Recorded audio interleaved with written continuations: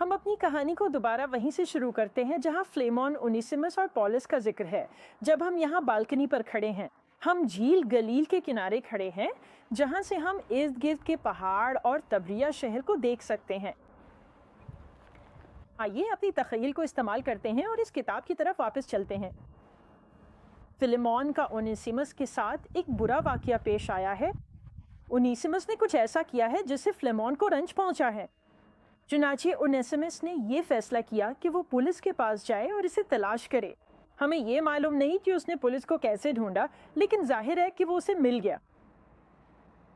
یہ ہمیں یہ دکھاتا ہے کہ اونیسیمس پولس کے پاس اس کی قید میں آیا تھا۔ یاد رکھیں، پولس صرف روحانی قید میں نہیں تھا بلکہ وہ جسمانی طور پر بھی قید میں تھا، اور اس نے کہا تھا کہ وہ زنجیروں میں ہے۔ لیکن ظاہر ہے کہ اونیسیمس پولس کے پاس جاتا ہے اور اسے وہیں ڈھونڈ لیتا ہے جہاں وہ قید ہے۔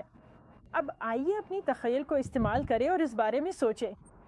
پولیس وہاں اپنے ساتھی قیدی افراز کے ساتھ بیٹھا ہوا ہے۔ اس کے ساتھی کام کرنے والے آتے جاتے رہتے ہیں۔ وہاں نہ کھانا تیار کرنے کی جگہ ہے اور نہ ہی نہانے کی کوئی سہولت ہے، اور حالات یقیناً بہت خراب ہوں گے۔ اور اگر ہم اس بارے میں سوچیں تو پولیس واقعی مسیح کی خاطر تکلیف اٹھا رہا ہے۔ یہ نوجوان جیل کی سلاخوں کے دروازے پر آتا ہے اور اوپر دیکھ کر کہتا ہے، میں تمہیں جانتا ہوں، میں نے تمہیں پہلے کہاں دیکھا ہے؟ اور اونیسیمس نے کہا، جناب میں فلیمون کا غلام ہوں۔ پولیس کا جواب ہے، فلیمون؟ میرا دوست فلیمون کیسا ہے؟ اچھا نہیں جناب، اونیسیمس نے جواب دیا۔ ماکی، اندر آؤ، میرے پاس بیٹھو، آئیے اس بارے میں بات کرتے ہیں۔ جیلر، اس نوجوان کو اندر آنے دو۔ تو شاید وہ اندر آتا ہے اور پول کے پاس بیٹھ جاتا ہے، اور وہ اس مسئلے پر بات چیت شروع کرتے ہیں جو اونیسیمس کو فلیمون کے ساتھ پیش آیا اور وہ کیوں آیا ہے۔ جب وہ اسے سمجھا رہا ہے تو میں تصور کر سکتا ہوں کہ وہ ارد ارد دیکھ رہا ہے اور پول کی یہ خوفناک حالت دیکھ رہا ہے جس میں وہ رہ رہا ہے۔ لیکن خیر، میں نے پول کو ڈھونڈ لیا ہے اور مجھے اسے بتانا ہی ہے جو میں محسوس کرتا ہوں۔ میرا خیال ہے کہ پول نے فلیمن سے 3 باتیں کہیں۔ ایک یہ ہوگی، کیا تم یقین رکھتے ہو کہ یسوع ہی مسیح ہے؟ اسے کبھی یہ موقع نہیں ملا تھا کہ وہ خداوند سے اپنی زندگی میں آنے، اپنے گناہوں کو معاف کرنے اور اپنا مسیحا بننے کی دعا کرے، لیکن جب وہ وہاں ہے، پول اس سے کہتا ہے، کیا تم ایمان لانا چاہتے ہو؟ مجھے یہ کیسے معلوم لا؟ آیت نمبر 10 میں لکھا ہے، میں اپنے بیٹے اونیسیمس کے لیے تم سے درخواست کرتا ہوں جو میری زنجیروں میں میرے بیٹے بن گیا۔ اس کا مطلب ہے کہ وہ اس بات پر ایمان لے آیا کہ یسوع ہی مسیح ہے۔ شاید اس نے اسے یہ بھی بتایا ہو کہ ایک اچھا غلام کیسے بنا جائے۔ تم یہ کر رہے ہو، تم وہ کر رہے ہو، تمہیں بدلنے کی ضرورت ہے، تمہیں یہ اور وہ کرنا چاہیے۔ اب مجھے یہ کیسے معلوم ہوا؟ کیونکہ اگر میں سیاق و سباق دیکھوں، مثلاً اگر میں افسیوں کی کتاب میں جاؤں تو پولس نے ایک پورا حصہ لکھا ہے جس میں وہ غلام ہونے اور اچھا غلام بننے کے بارے میں بات کرتا ہے۔ ایک اور بات جو اس نے اسے کہی ہوگی وہ یہ ہے کہ تمہیں اپنے مالک سے صلح کرنی چاہیے، تمہیں اس کو معاف کرنے پہ غور کرنا چاہیے۔ اور شاید اس نے اسے معاف بھی کر دیا ہو کیونکہ اس نے پولیس کے پاس آ کر اس سے مدد مانگنے کی کوشش کی ہے تاکہ وہ اپنے مالک سے صلح کر سکے۔ کیا آپ تصور کر سکتے ہیں؟ اونیسیمس پولیس سے کہتا ہے، براہ کرم آپ کو میرے ساتھ چلنا ہوگا، تمہیں فلیمون سے بات کرنی ہوگی اور اسے بتانا ہوگا کہ میں نے کچھ غلط نہیں کیا اور میری مدد کرو ورنہ وہ مجھے مار ڈالے گا۔ پولیس کہتا ہے، میری طرف دیکھو، میں زنجیروں میں ہوں، میں قید میں ہوں، میں کہیں نہیں جا سکتا، میں تمہارے لیے کچھ نہیں کر سکتا۔ اچھا مجھے اس بارے میں سوچنے دو۔ اسی دوران میں تصور کرتا ہوں کہ اونیسیمس اچانک اٹھ کر ادھر ادھر دوڑ رہا ہے، وہ بہت گندے تنکے کو صاف کر رہا ہے اور تازہ تنکا لا رہا ہے۔ میں یہ بھی دیکھتا ہوں کہ وہ دوڑتا ہوا لکڑیاں کاٹ رہا ہے، آگ جلا رہا ہے اور پانی کی بالٹی آگ پر رکھ رہا ہے تاکہ پوز نہا سکے۔ میں یہ بھی تصور کرتا ہوں کہ وہ بازار دوڑ کر جاتا ہے، پولیس کے لیے کھانا خریدتا ہے اور واپس آتا ہے۔ اور اسی آگ پر وہ کھانا پکاتا ہے، پولیس کے لیے کھانا تیار کرتا ہے اور اسے لا کر دیتا ہے تاکہ پولیس کچھ کھا سکے۔ مجھے یہ کیسے معلوم ہے؟ تو آیت 12 میں وہ کہتا ہے، میں اسے جو میرا دل و جان ہے تمہارے پاس واپس بھیج رہا ہوں۔ پولیس اس آدمی پر فدا ہے۔ اس نے کہا، میں چاہتا تھا آیت 13 میں کہ اسے اپنے پاس رکھوں تاکہ وہ تمہاری جگہ میری مدد کر سکے، جبکہ میں انجیل کے لیے زنجیروں میں ہوں۔ اسے مدد کی ضرورت تھی، اسے کسی کی ضرورت تھی جو اس کی دیکھ بھال کرے۔ شاید آپ جانتے ہیں مرکس اور ارسطوخس، ڈیماس اور لوکا، یہ سب اپنے اپنے کاموں میں مصروف خدمت میں لگے ہوئے ہیں اور پولیس کو بھول جاتے ہیں۔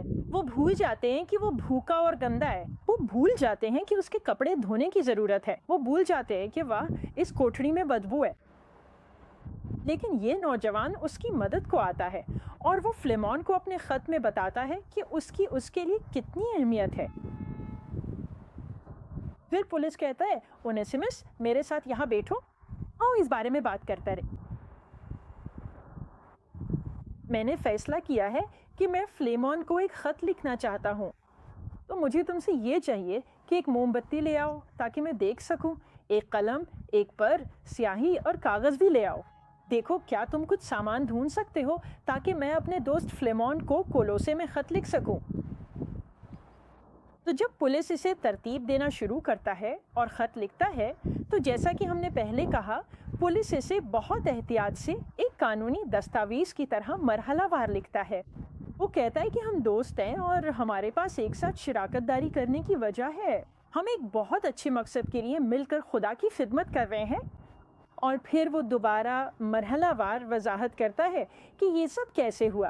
اونیسیمس اس کے پاس آیا ہے اور وہ اونیسیمس کی طرف سے اس سے اپیل کرنا چاہتا ہے، کیونکہ میں تم سے محبت کرتا ہوں۔ مجھے لگتا ہے یہ حیرت انگیز ہے۔ پولیفیک بیشتھیر وہی ہے جس نے یہ کلیسیا قائم کی ہے، وہی ہے جس نے فلیمون کو تربیت دی ہے، اور اس کے پاس یہ طاقت ہے کہ وہ اس آدمی کے پاس جا کر کہے، تم کیا سمجھتے ہو کہ تم کیا کر رہے ہو؟ تم اپنے آپ کو کیا سمجھتے ہو؟ اور وہ اسے ڈانٹ سکتا تھا اور اس کے کام کو غلط ثابت کر سکتا تھا اور اس پر تنقید کر سکتا تھا، لیکن نہیں، وہ کہتا ہے، میں تمہارے پاس محبت کی بنیاد پر آتا ہوں اور میں تم سے درخواست کرتا ہوں کہ تم اس نوجوان کے بارے میں اپنا خیال بدل لو، اس پر رحم کرو اور اسے قتل نہ کرو۔ پولیس یہ بھی لکھ رہا ہے کہ وہ اسے واپس بھیجنے والا ہے، اور وہ کہتا ہے، میں اسے تمہارے پاس واپس بھیج رہا ہوں، لیکن اسے قتل نہ کرنا، اسے جینے دو، اسے اسی طرح قبول کرو جیسے تم مجھے قبول کرتے ہو۔ فلیمون پولس سے محبت کرتا تھا، وہ پولیس کی خدمت کر رہا تھا، وہ اپنی پوری کوشش کر رہا تھا اور پولیس کی تعلیمات کو یاد رکھ رہا تھا، اور اب وہ فلیمون سے درخواست کر رہا تھا کہ برائے کرم اسے اسی طرح واپس قبول کرو جیسے تم مجھے قبول کرتے ہو۔ وہ اسے یہ موقع دیتا ہے کہ وہ کہہ سکے کہ اونیسیمس اس کا غلام ہو سکتا ہے۔ جتنا پولیس اسے چاہتا تھا، وہ پھر بھی صحیح کام کر رہا تھا۔ اس نے اس نوجوان کو اپنے ذاتی مفاد کے لیے اپنے پاس نہیں رکھا، بلکہ اس نے اسے آزاد کر دیا، اس نے اسے رہائی دی، اس نے اسے جانے دیا تاکہ وہ اپنے مالک کے پاس واپس جا سکے، صحیح کام کرے اور معاملات کو درست کرے۔ اور پھر وہ خط ختم کرتا ہے اور کہتا ہے، سنو، جب میں جیل سے باہر آ جاؤں گا تو میں کولوسے کی طرف آ رہا ہوں اور دوبارہ تمہارے گھر میں قیام کروں گا۔ تو اپنا مہمان خانہ تیار رکھو، میرے لیے تیار رہو، تیار رہنا، میرے لیے مہمان خانہ تیار کرو، کیونکہ مجھے امید ہے کہ تمہاری دعاؤں کے جواب میں تمہارے پاس واپس آ جاؤں گا۔ وہ اچھی ہے، دوست ہے۔ اب یہ وہ طریقہ ہے جو قومیں اور اقوام متحدہ استعمال کرتی ہیں، یعنی پہلے اچھائی کی بات کرنا، پھر مسئلے پر گفتگو کرنا، اور پھر دوبارہ اچھائی کا ذکر کرنا۔ اور میرا خیال ہے کہ یہ بہت اچھی بات ہے جسے ہمیں اپنی کلیساؤں میں لوگوں کے ساتھ برتاؤ میں مد نظر رکھنا چاہیے، کہ ہم ان کے ساتھ بے مہربانی نہ کریں۔ اس بات کا فائدہ نہ اٹھاؤ کہ تم پادری ہو یا تم ہی ذمہ دار ہو، تم بڑے باس ہو، بلکہ پولس کی طرح بنو، خود کو عاجز کرو اور محبت کی بنیاد پر اپنے زیر نگرانی لوگوں سے درخواست کرو۔ اب پولس نے خط لکھ دیا ہے، وہ اسے لپیٹتا ہے اور وہ اسے اونیسیمس کے حوالے کرتا ہے اور کہتا ہے، اپنے مالک کے پاس جاؤ، گھر واپس جاؤ، یہ اپنے مالک کو دے دو۔ میں اونیسیمس کے دل میں پیدا ہونے والے خوف کا تصور کر سکتا ہوں۔ او میرا مالک، وہ مجھے مار بھی سکتا ہے، براہ مہربانی میرے لیے دعا کرے۔ اور میں یہ بھی تصور کر سکتا ہوں کہ جدائی کے وقت صرف اونیسیمس کی آنکھوں سے نہیں بلکہ پولوس کی آنکھوں سے بھی آنسو بہہ رہے تھے۔ اس نے اسے روانہ کیا اس یقین کے ساتھ کہ خدا اس کی حفاظت کرے گا، کہ وہ اس کی حفاظت کرے گا، فلیمون سے بات کرے گا اور اسے یہ سمجھنے میں مدد دے گا کہ اسے کیا کرنا چاہیے، ایک اچھے مالک کی طرح جو یسوع کا بچہ ہے، یسوع کا پیروکار ہے۔ تو اونیسیمس واپس اپنے گھر جاتا ہے، وہ وہی راستہ اختیار کرتا ہے۔ اس نے کیا کیا؟ کیا اس نے کام کیے؟ کیا اس کے پاس پیسے کے؟ وہ گھر کیسے واپس پہنچا ہمیں معلوم نہیں، لیکن وہ گھر واپس جاتا ہے۔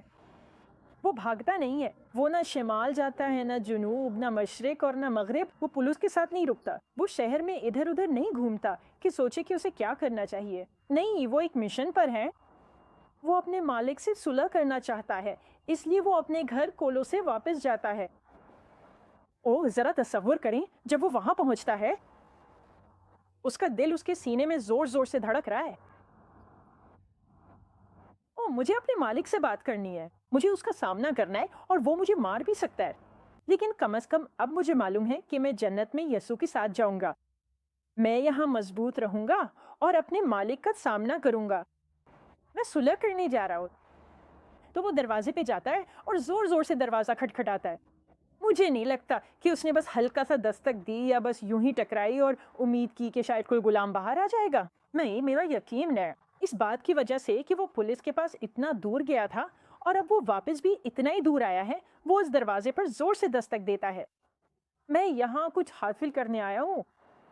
دروازہ زور سے کھلتا ہے اور ایک اور غلام، ایک ساتھی غلام کہتا ہے، اونیسیمس بھاگ جاؤ، فلیمون تمہیں مار ڈالے گا۔ لیکن بھاگنے کے بجائے وہ واقعی دہلیز پار کر جاتا ہے، وہ صحن میں داخل ہو جاتا ہے۔ شاید فلیمون سرسراہٹ کے ساتھ اپنے کمرے سے دوڑتا ہوا باہر آتا ہے اور کہتا ہے، کیا یہ اونیسیمس ہے؟ پکڑو اسے، ہم اسے شہر کے چوک پر لے جائیں گے اور ہم اسے سب کے سامنے تماشا بنائیں گے۔ ہم اسے وہاں مار ڈالیں گے تاکہ باقی تمام غلام دیکھ لیں۔ اگر تم بھاگنے کی کوشش کرو گے تو تمہارے ساتھ یہی ہوگا۔ ہو سکتا ہے شاید اب تک اونیسیمس زمین پر ہے، اپنے چہرے کے بل گڑ گڑاتے ہوئے کہتا ہے، جناب آقا، میرے پاس آپ کے لیے خط ہے، میرے پاس پولیس کا خط ہے۔ پولیس؟ تم کہاں تھے؟ تمہیں کیا لگتا ہے کہ تم کس کے پاس جا رہے ہو؟ پولیس رسول کے پاس؟ تم نے کیا کیا ہے؟ وہ خط مجھے دو۔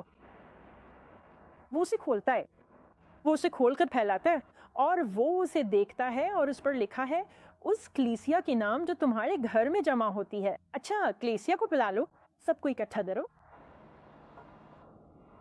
میں اکثر سوچتا ہوں کہ پولیس نے ایسا کیوں کیا؟ یاد ہے ہم نے جمع اور واحد تم کے بارے میں بات کی تھی۔ کیا پولیس فلیمون سے یہ چاہتا تھا کہ وہ اپنی غلطی کا اعتراف پوری جماعت کے سامنے کرے؟ کیا وہ چاہتا تھا کہ جماعت فلیمون کی مدد کرے تاکہ وہ صحیح کام کرے اور اس غلام کو آزاد کرے؟ واہ واہ واہ! کیا آپ اس ملاقات کا تصور کر سکتے ہیں؟ پوری کلیسیا اس کے صحن میں جمع ہے، سب لوگ پولیس کے خط کو سن رہے ہیں۔ یہ ایک خاص بات ہے، ان کے پاس روزانہ دروازے پر آنے والا ڈاک نہیں تھا، انہیں ایک خط موصول ہو رہا ہے جو ان کے رہنما، ان کے استاد کی طرف سے آیا ہے، اور یہاں اس نے اسے کھولا اور اسے پڑھنا شروع کیا۔ واہ! وہ یہ خط پڑھ رہا ہے اور یہ اسے اپنے طریقے بدلنے کی تلقین کر رہا ہے، اس پر نظر ثانی کرنے کے لیے کہ اس نے انیسمس کے ساتھ کیا کیا ہے اور کس طرح اس نے اسے موت کی دھمکی دی ہے۔ ہمیں اس کہانی کا انجام نہیں معلوم، خیر اگر آپ اس کے بارے میں سوچتے ہیں تو شاید ہم کریں۔ بظاہر اس نے اسے پھاڑ کر آگ میں نہیں پھینکا، بظاہر اس نے خط کو سنبھال کر رکھا، کیونکہ آپ اور میں یہ خط یہاں بائبل میں رکھتے ہیں، ہمارے پاس یہ اب بھی موجود ہے۔ یہ ایک طاقتور خط ہے، یہ ایک ایسی کہانی ہے جو ہمیں بتاتی ہے کہ ہم ایک دوسرے کے ساتھ کیسے صلح کر سکتے ہیں۔ کہ ہم ایک دوسرے کے ساتھ محبت میں کیسے رہ سکتے ہیں، نفرت میں نہیں، جھگڑے میں نہیں، مقابلے میں نہیں۔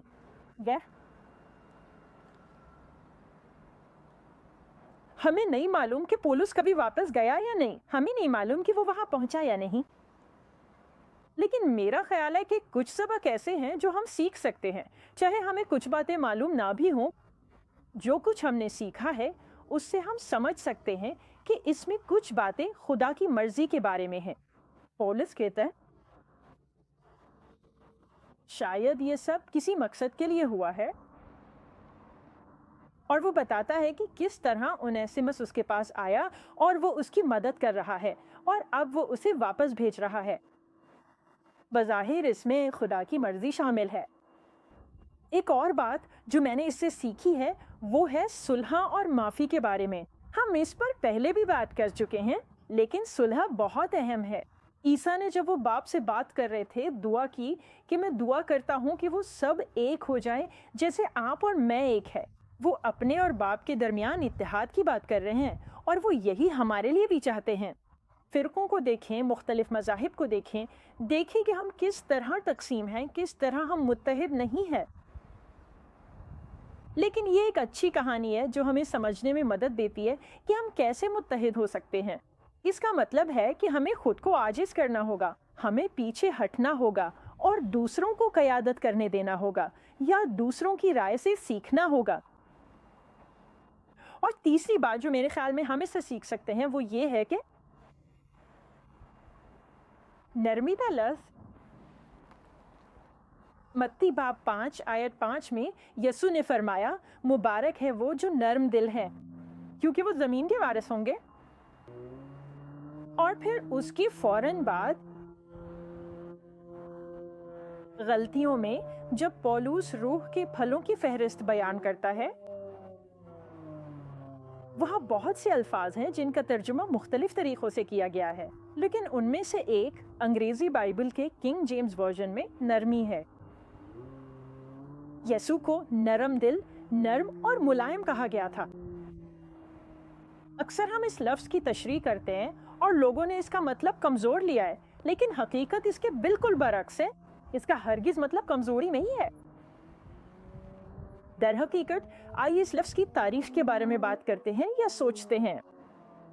میری سمجھ کے مطابق جب رومی سپاہی جنگ کی تربیت کر رہے ہوتے تھے تو وہ گھوڑے پکڑتے اور انہیں کسی باڑے میں لے آتے تھے، اور وہ انہیں سواری کے قابل بننے کی تربیت دیتے تھے۔ وہ گھوڑوں کی طبیعت کو دیکھتے تھے کہ آیا وہ تعاون کرنے والے ہیں یا باغی ہیں۔ جو گھوڑے تعاون کرتے تھے انہیں منتخب کیا جاتا تھا کہ ان پر سپاہی سوار ہوں، یعنی سپاہی گھوڑے کی پیٹھ پر سوار ہوتے تھے، ان کے بازو پر ڈھال ہوتی تھی اور دوسرے ہاتھ میں تلوار تھامے ہوتے تھے، اور وہ لگام کو کھینچ نہیں سکتے تھے، اور گھوڑے کے منہ میں جو بٹ ہوتا ہے وہ اسے قابو میں رکھنے کے لیے ہوتا ہے، بلکہ اس کے بجائے انہیں گھوڑے کو اپنے گھٹنوں اور ٹخنوں سے قابو کرنا پڑتا تھا۔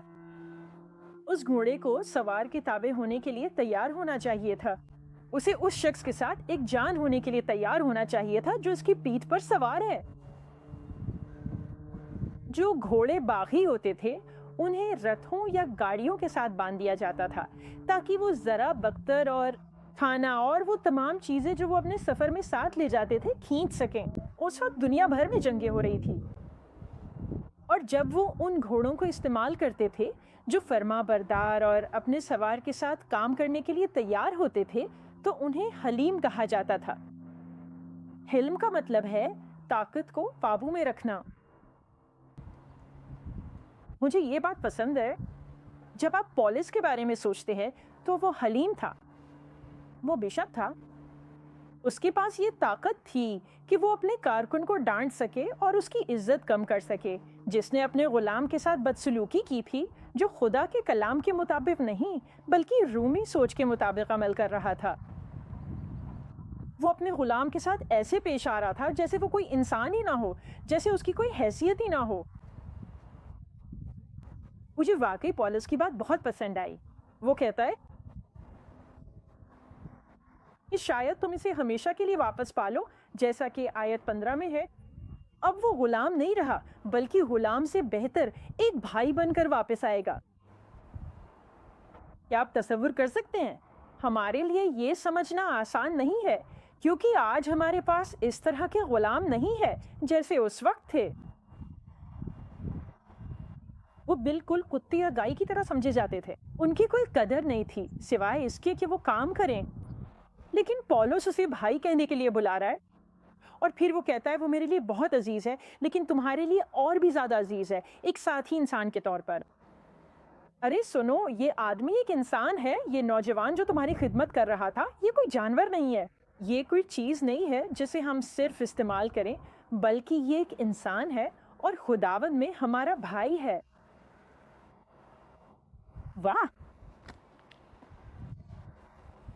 پولس کے پاس اختیار تھا، وہ چاہتا تو ڈانٹ سکتا تھا، اس کی بے عزتی اور تذلیل کر سکتا تھا، اور چاہتا تو اسے کلیسیا سے نکال بھی سکتا تھا۔ تم جانتے ہو میں تم پر اس کلیسیا کی رہنمائی کے لیے بھروسہ نہیں کر سکتا، نکل جاؤ، میں تمہیں اپنی جماعت میں اب مزید نہیں چاہتا۔ نہیں، اس نے ایسا نہیں کیا، بلکہ اس نے اسے گلے لگایا اور محبت و خیال کے ساتھ اسے سکھایا۔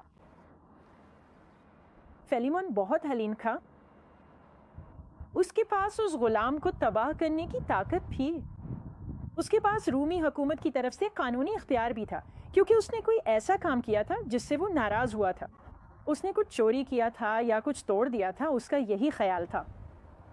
اور پولس اس بات کو چیلنج کرتا ہے، وہ چھوٹا سا ربطی لفظ اوکے، اگر اس نے یہ کیا ہے تو غالباً اسے احساس ہوا کہ اس سے کوئی فرق نہیں پڑتا، یا اس نے یہ کیا ہی نہیں، یا جو بھی ہو مجھے نہیں معلوم، لیکن اس نے اسے جانے دیا، اس نے اسے آزاد کر دیا۔ اسے احساس ہوا کہ یہ زیادہ اہم ہے کیونکہ یہ نوجوان ایک انسان ہے اور وہ اس بات پر ایمان رکھتا ہے کہ یسوع ہی مسیح ہے، اور اس نے بس جانے گیا، اس نے اپنی طاقت پہ قابو پایا اور اس نے اس طاقت کو استعمال کیا۔ اونیسمس بھی حلیم تھا، پھر سے جیسا کہ ہم پہلے بھی کہہ چکے ہیں، اس کے پاس بھاگ جانے کی طاقت تھی، اس کے پاس شمال جنوب مشرق مغرب کہیں بھی جانے کی طاقت تھی، اس کے پاس فلیمون کو چھوڑ دینے اور دوبارہ کبھی نہ آنے کی طاقت تھی، اس کے پاس یہ طاقت تھی کہ وہ کسی کشتی پہ سوار ہو کے کہیں بھی چلا جائے، لیکن اس نے ایسا نہیں کیا۔ اس کے پاس ایک مقصد تھا، اس کے پاس ایک منصوبہ تھا، وہ اپنے مالک اور اب اپنے پادری سے صلح کرنا چاہتا تھا، وہ معاملات کو درست کرنا چاہتا تھا، وہ بھلائی کرنا چاہتا تھا، وہ خداوند کے حضور وہی کرنا چاہتا تھا جو درست ہے۔ اور جب اس نے اپنے آپ پر قابو پایا تو اس نے اپنی طاقت پر بھی قابو پایا، وہ حلیم تھا۔ میں بھی ان لوگوں جیسا بننا چاہتا ہوں، میں تمہیں یعنی روح القدس کو سوار کی طرح دیکھتا ہوں، میں گھوڑا ہوں اور وہ سوار بالکل یہاں بیٹھا ہے، اس روح القدس کو میری اجازت ہے کہ وہ یہاں بیٹھے اور مجھے کنٹرول کرے، اور میں ویسا نہیں بننا چاہتا جیسا کہ زبور نویس خچر کے بارے میں کہتا ہے، جسے منہ میں لگام ڈال کر جہاں چاہے لے جایا جاتا ہے، کیونکہ وہ سرکش ہے۔ نہیں، میں سرکش نہیں بننا چاہتا، میں فرمانبردار بننا چاہتا ہوں، میں چاہتا ہوں کہ روح القدس یہاں بیٹھے اور مجھے خدا کی بادشاہی کے لیے مفید بننے میں مدد دے۔ میں حلیم بننا چاہتا ہوں۔ میں آپ کو چیلنج دیتا ہوں کہ ان باتوں پر غور کریں اور روح القدس سے حکمت لیں کہ آپ کو کیا کرنا چاہیے اور آپ کو کیسا ہونا چاہیے، پولیس کے طریقوں پر چلنا اور اس کی باتوں کو سننا۔ یہ پوری کتاب ہمارے لیے ایک شاندار سبق ہے، یہ ہمیں سمجھنے میں مدد دیتی ہے کہ ہم کس طرح شریک کار بن سکتے ہیں، ہم مل کے کام کر سکتے ہیں، لیکن اگرچہ ہمیں مشکلات اور مسائل پیش آتے ہیں، ہم ان چیزوں کو حل کر سکتے ہیں، ہم چیزوں کو درست کر سکتے ہیں، ہم اپنے آپ کو عاجز کر سکتے ہیں، ہم ایک دوسرے سے محبت کر سکتے ہیں، اور پھر ہم دیکھ سکتے ہیں کہ خدا کس طرح ہمیں استعمال کرتا ہے تاکہ ہم دوسروں کو سکھا سکیں، بالکل اسی طرح جیسے خدا نے پولس کو استعمال کیا کہ وہ یہ کتاب اور فلیمون لکھے، اور اونیسمس کو کہ وہ اس پر عمل کرے۔ مجھے امید ہے کہ آپ نے اس مطالعے سے لطف اٹھایا ہوگا۔ یہ پوری بائبل میں میرے پسندیدہ مطالعوں میں سے ایک ہے، اور میں بہت پرجوش ہو جاتا ہوں۔ کیا آپ نے نوٹ کیا کیونکہ یہ ایک شاندار بات ہے کہ ہمیں کلام مقدس سے سکھایا جائے۔ جب ہم اسے کھولتے ہیں ہم اوزار استعمال کرتے ہیں۔ ہم نے مختلف افعال، صفات اور اسموں کو دیکھا اور ہم نے ربط دینے والے الفاظ کو تلاش کیا، اور یہاں ان میں سے بہت سارے ہیں، اور یہ واقعی ایک شاندار کتاب ہے جو ہمیں یہ سمجھنے میں مدد دیتی ہے کہ ہم خداوند کے لیے اپنی زندگی کیسے بہتر گزار سکتے ہیں۔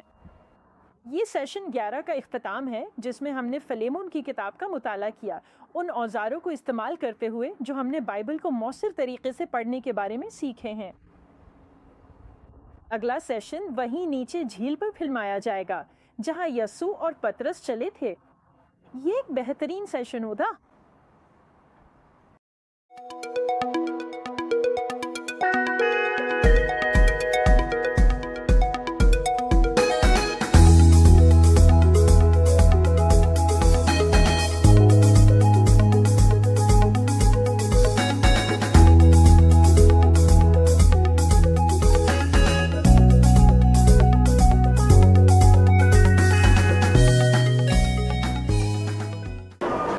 اب ہم یروشلم کے شوق میں ہیں۔ شوق عبرانی زبان میں مارکیٹ کے لیے استعمال ہوتا ہے۔ تو یہ یروشلم کے ان علاقوں میں سے ایک ہے جو آپ کو یہ دکھائے گا کہ یروشلم میں ہونا کیسا محسوس ہوتا ہے۔ ہم اس مختصر حصے میں مسیحی رہنماؤں کے لیے ایک اہم مسئلے پر بات کریں گے، اور یہ زبور 119 آیت 63 سے لیا گیا ہے، جہاں زبور نویس کہتا ہے، میں ان سب کا دوست ہوں جو تجھ سے ڈرتے ہیں، ان سب کا جو تیرے احکام پر چلتے ہیں۔ کبھی کبھی ہم سوچتے ہیں کہ جن مسیحیوں کے ساتھ ہم کام کرتے ہیں انہیں بھی ہماری طرح سوچنا چاہیے، لیکن مسیح کے بدن میں بہت زیادہ تنوع ہے، بہت سی مختلف فرقے ہیں، مختلف سوچ کے مکتبے ہیں اور الگ الگ خیالات ہیں، اور ایسے تمام لوگ جو خداوند سے ڈرتے ہیں، جو خدا کے کلام کے احکام پر عمل کرتے ہیں، انہیں ہمارے دوستوں کے حلقے میں شامل ہونا چاہیے۔ زبور نویس نے کہا، میں ان سب کا دوست ہوں جو تیرے احکام پر عمل کرتے ہیں، جو خداوند سے ڈرتے ہیں۔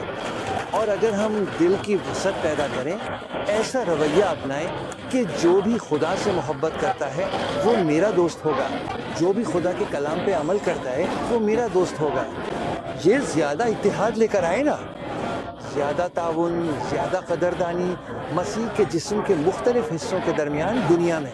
تو میں آپ کی حوصلہ افزائی کرنا چاہتا ہوں بطور مسیحی رہنما کہ آپ شمولیت کے حوالے سے سوچیں اور مختلف قسم کے لوگوں کو شامل کریں۔ ان کے لیے یہ ضروری نہیں کہ وہ آپ کی طرح سوچیں تاکہ وہ آپ کے دوست بن سکیں۔ آپ کے درمیان رائے کا اختلاف ہو سکتا ہے اور پھر بھی شاندار اتحاد، شاندار رفاقت ہو سکتی ہے۔ ایک دوسرے سے سیکھ سکتے ہیں، ایک دوسرے کو سکھا سکتے ہیں، ایک دوسرے کے لیے باعث برکت بن سکتے ہیں۔ شکریہ، کیونکہ آپ کے دل میں اتنی وسعت ہے کہ آپ ان تمام لوگوں کو شامل کر لیتے ہیں جو خداوند سے ڈرتے ہیں، چاہے وہ آپ کی طرح نہ بھی سوچتے ہوں